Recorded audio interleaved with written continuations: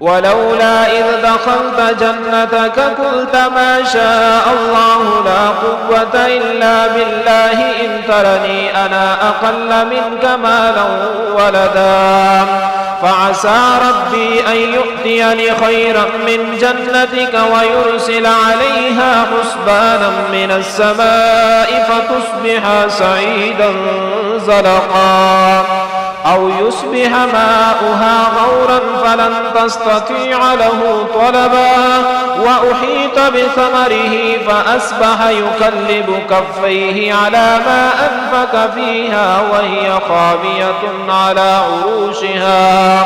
على عروشها ويقول يا ليتني لم أشرك بربي أحدا ولم تكن له فئة ينصرونه من دون الله وما كان منتصرا هنالك الولاية لله الحق هو خير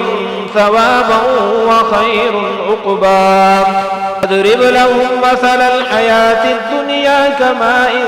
أنزلناه من السماء فاختلط به نبات الأرض فأصبح هشيما